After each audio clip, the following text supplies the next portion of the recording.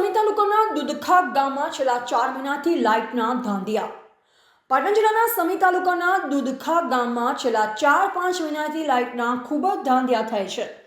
ગઈકાલ સાંજે 5 વાગે લાઇટ કરવામાં આવી હતી તો રાત્રે 11 વાગે ચાલુ કરાઈ હતી. નાની દુકાનદારનું કહેવું છે કે આ રીતે લાઇટ આપશે તો અમારે ધંધા કેવી રીતે ચલાવવા. ઠંડા પીણા આઈસ્ક્રીમવાળાને 500 કમાવાની ગણતરીમાં રૂપિયા 5 થી 10 હજારનું નુકસાન કરવાનો વારો આવ્યો છે.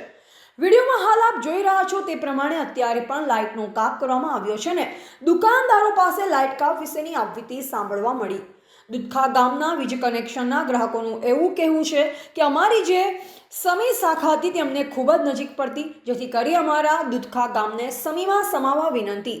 કારણ કે ગામમાં કોઈ પણ નાનો મોટો ફોટો થાય ત્યારે શંખેશ્વર UGVCL વાળા કમ્પ્લેન લેતા નથી અને હેલ્પર પણ ફોન રિસીવ કરતા નથી અને શંખેશ્વર 30 કિલોમીટર થતું હોવાના કારણે અમને અહીંયા આવતા ટાઈમ પણ લાગે છે, જેથી કરી અમારા દુધખા ગામનો સમાવેશ સમય UGVCLમાં કરવા માટે ગ્રામ લોકોની માંગ છે.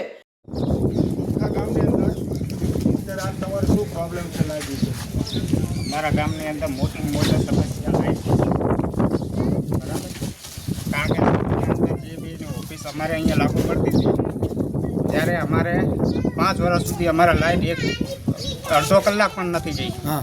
અને અત્યારે જે શંકેશ્વરમાં ગઈ છે તો અત્યારે કાલ અમારે 7 થી 8 કલાક લાઈટ નથી. એમાં કંઈ નુકસાન મોટામાં મોટું ધંધાવાળાને, કારણ કે આ દુકાનની અંદર ઠંડા પીણાનો માલ ભરેલો છે બરાબર. એની અંદર 500 કમાવા હાતુર અને 25,000નું રોકાણ કર્યું છે. એનું શું? અને બીજા ધંધાવાળાનું પણ લાગુ પડે આને અંદર. હા, તો એના વિશે તમારે શું કહેવું છે? અમારું કહેવું એ જ થાય કે અમારે જે ઓફિસ લાગુ પડતી હતી એ જ કરી આલે સમી બરાબર. આ શંકેશ્વર અમારે ન ચાલે, કારણ કે 10 કિલોમીટરના અંતરે છે આ સમીના અંદર. આમ જે શંકેશ્વર છે એ 30 કિલોમીટરના અંતર છે. કંઈક ફોલ્ટ થાય એટલે એ લોકો પહોંચી જ ના વળે.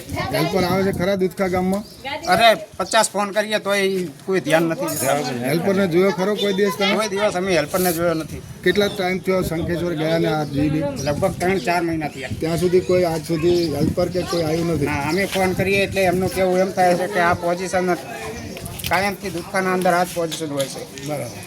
અને આ લાઇટ બિલ ભરવાનું જ્યારે માર્ચ એન્ડિંગમાં ચાલુ હતું ત્યારે કોણ લાઇટ લેવા બિલ માગવા આવતા હતા? લાઇટ બિલ માટે એ લગભગ 6-7 સાહેબો આવતા હતા અને ઘરે ઘરે ફરીને લાઇટ બિલ લઈ ગયા. તો અત્યારે કેમ કોઈ દેખાતું નથી? અચ્છા, ઓકે. આપનું નામ? અકબરભાઈ કરીમભાઈ વોરા. રિપોર્ટર નરેશ ડી વ્યાસ, બનાસની પુકાર, સમાચાર ગુજરાત.